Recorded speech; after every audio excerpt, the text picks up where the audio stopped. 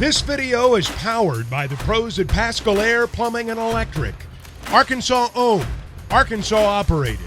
GoPascal.com. I want to talk with Alyssa Orange from Pig Trail Nation here on Halftime, since it is Wednesday, and this is always the time we get to talk with Alyssa. Alyssa, what a game last night for Arkansas baseball. I see on your Twitter, I think you're thinking just about how everybody else thinks about this. This is the best they've played this year. Great to see 40 full minutes. Great to see playing that well on the road.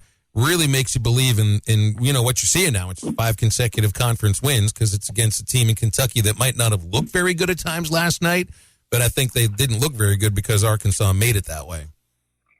Yeah, absolutely. And I wanted to tweet that a little bit earlier in the second half, but I held off because I didn't want to jinx it.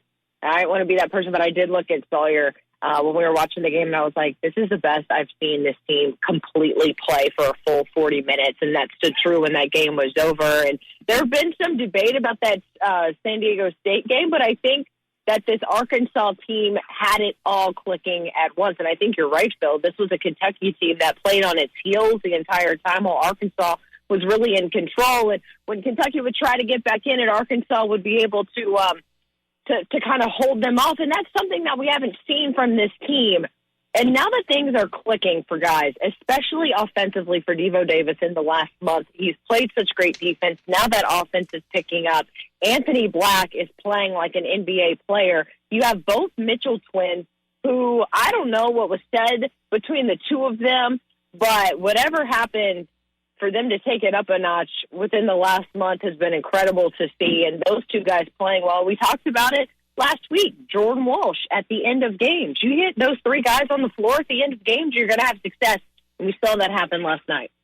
Alyssa, you bring that up, and who gets the game ball? You could give it out to Anthony Black. Definitely controlled the game on both sides, but the game ball goes to the Mitchell brothers on what they did on that defensive end. Sheway was a non-factor for all 31 minutes he was on the floor. I mean, what an impressive performance. And they really just listened to the scouting report. I mean, they just watched what Colin Castleton was able to do for Florida against Oscar Sheway, holding them to only 4 points, and took notes. And it's great when you got both of them on the floor, or one subs out and the other one is in. And so Oscar Sheway's not getting a break. He looks up and it's basically the same dude staring at him in the face. And for those guys to have the kind of performances they have, I think they were saying on the broadcast at one point in the game, 12 blocks in 2 games just for Makel Mitchell alone. Incredible. They're giving off a good vibe right now, Alyssa. I mean, I think that was evident in these last 40 minutes at Kentucky, and at times against South Carolina too. And I wonder, what would have happened if Carolina had completed that comeback on Saturday. If they would have been, because right now it looks like a team that's playing for each other, that has some chemistry to it, confidence. Yeah. I think that was on display yesterday. And I don't mean this to come off the way that it might come off, with the whole idea of Nick Smith Jr. or anything.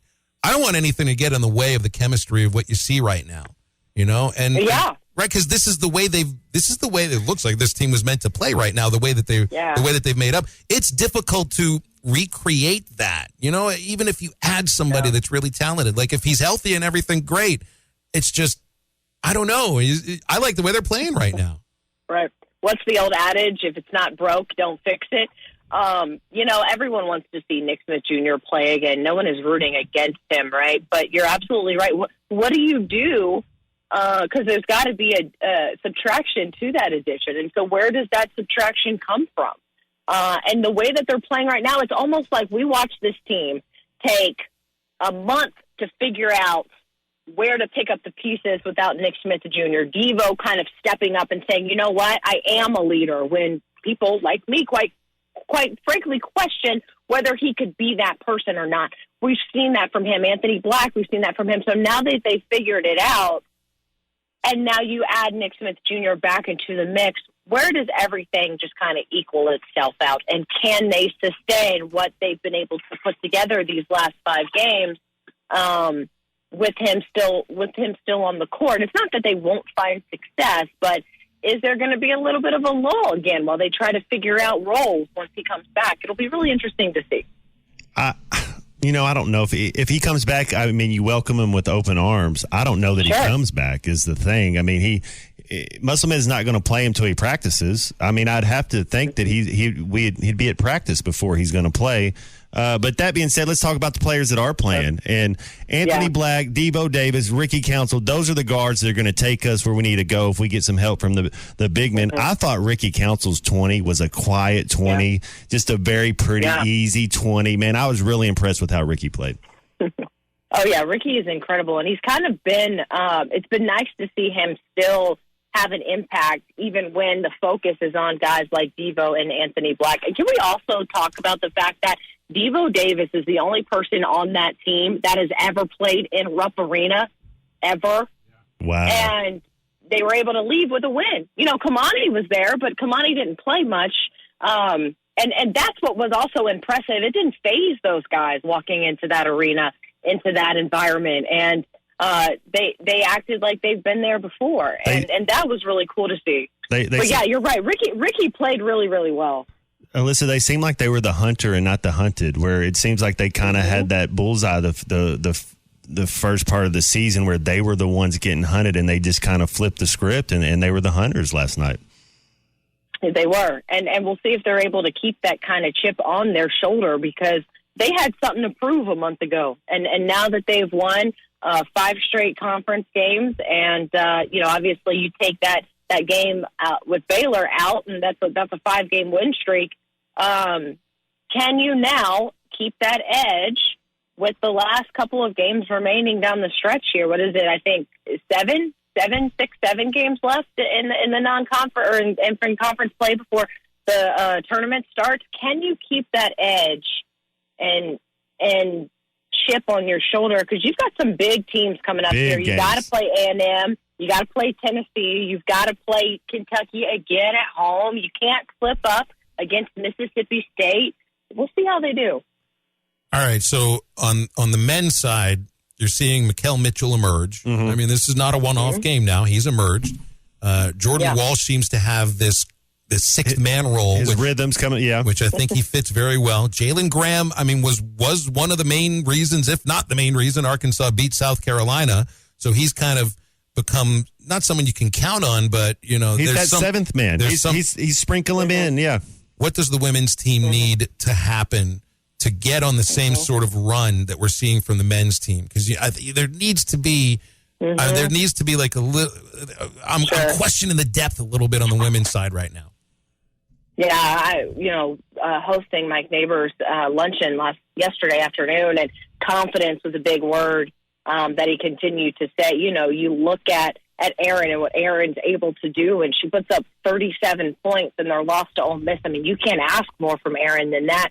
But she's got to have, people around her. And with Jersey and with Miriam, it's confidence and getting that confidence. And, Emory Ellis is someone that he talks about too, getting Emory more involved down there to kind of help Erin out. Because, this is the point of the season where you don't want to tire people out.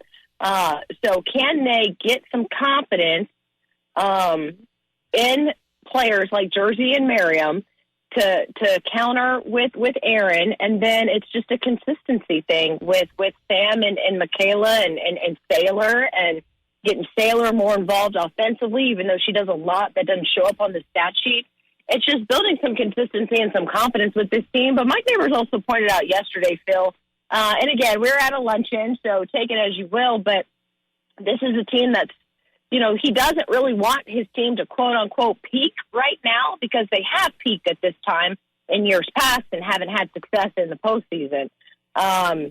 So not saying you want to lose games, but at the same time, can the women make a surge? Because they're not making a surge now. It'll be, hindsight's 2020. We can talk about this when the season is over, but it'll be interesting to see, okay, this was an Arkansas team that wasn't quite there yet in February, but was all the way there in March when it mattered. Yeah, I think if they're going to go anywhere in March, I feel like there are similarities between Saylor Poffenbarger and Jordan Walsh, in the idea that they do a lot of things that might not show up on the box score just because of the energy that they play and the body type and all of that. But every once in a while they'll disappear offensively. and that there's a lot of talent there to put the ball in the hole on both sides. Like, they both can shoot from the outside. It just doesn't happen every game. They both can get to the rack. It doesn't happen every game. More consistent scoring from either one of them, man, would go a long way. Can I ask you this? Does Poffenbarger, does she get to handle the ball a lot, or does she have to have the ball come to her? She will bring it up sometimes. She's a good ball handler. Yeah. Sometimes. She's not the primary ball handler on the team. Mm-hmm. Yep. And so, you look at Arkansas, and Mike Neighbor said this yesterday, you kind of have to go back and forth when you look at the way that they've put this team together in the rebounds and the turnover margin. You got to be able to win one of those, and they sacrificed a little bit of the ball handling to get some size so that they can get some rebounds. But then, you're winning the rebounds, but you can't lose the turnover battle. So it's a little bit of both. He's looking for his size, like I said, with Jersey and Merriam to have some confidence. But your ball handlers like Michaela Daniels and Samaria Spencer, they just need to be able to take care of the ball. And a couple more minutes here with Alyssa Orange from Pig Trail Nation. Shannon texted us reminding us softball season starts this weekend. Yes. We're like a couple days away. Yes. 5 games in Vegas. Don't peak in February for softball, right? Right. But you want to see this number 6 team in the country get off to a great start. Super excited about this team. So much talent. You have Shanice Sells back in the circle, and it's going to be a lot of fun to watch her. We're putting together a 30-minute softball preseason special that we're going to air tomorrow at 6:30, and that's a quick Pig Trail Nation plug. But it's the first time we've ever done a preseason special for softball, but they deserve it. This is a team that is on the rise, getting a lot of national recognition. They are back-to-back SEC champions, and they're 1 game away from going to the Women's College World Series a year ago. And I believe Courtney Deifel is 7 wins away from the program record of all-time wins. And so sit back and relax and get ready to watch this Arkansas softball team, because they are going to be a lot of fun to watch. Yeah, Courtney's easy to root for, too. She really is. Exactly, yes. I had to ask a relationship question with Valentine's Day coming up here, and you're married with 2 kids. So I'm assuming, I asked a question about how long do you leave clean clothes in the dryer and just pull a shirt each day, pair of pants and all that kind of stuff. But with as many people as clothes are getting washed inside your house, are you just pulling clean clothing out of a clean hamper? Because it's pretty difficult to just fold and put away unless you actually plan for that time. Yeah. So I have kind of made it a routine with my son and my daughter's clothes that during the mornings when they're at school and Saul's already at work, I'll turn on a Dateline podcast or some murder mystery podcast, and I'll listen to it while I put their clothes away. So I have a routine. However, my clothes could sit in the dryer for a week until Saul finally said, I think he did it this week, he was like, Alyssa, these are your clothes, and he put them in a basket, and he just set them on the floor. What, he can't fold them for you? This is 2023, Saul. It's easy to fold clothes. They're still on the floor, I think. So I put everyone else's clothes ahead of my clothes. Saul is one of the ones where it's like washer, dryer, or in the closet, like boom, boom, boom. He's got it down to a science, but he won't touch my clothes. So. Alyssa, that's interesting. So I'll do forensic files whenever I got some stuff going on. Like whenever you're washing your delicates, man. Well, I'm doing my soup, but it's like there's like something soothing in the voice. Yes. The waiter to explain. I'm just sitting here listening to Investigation Discovery Channel while I clean the house. Right? Yeah. Oh man, I could just picture you. You see. This whole radio thing, eventually you're going to be one of the narrators on one of these Forensic Files podcasts. You have that kind of voice. You just don't realize it yet. BetOnline remains your number 1 source for all your sports betting this season. Everything from the NFL and bowl season to esports. You'll find the latest odds, team matchup info, player news, and game trends at BetOnline. BetOnline features live betting, free contests, and live scores for almost any sport or game imaginable. We're the fastest and easiest way to bet on all your favorite leagues and events. Head to betonline.ag to join and receive a 50% welcome bonus on your first deposit. Make sure to use the promo code BELIEVE to receive your rewards. That's BLEAV. Bet Online, where the game starts.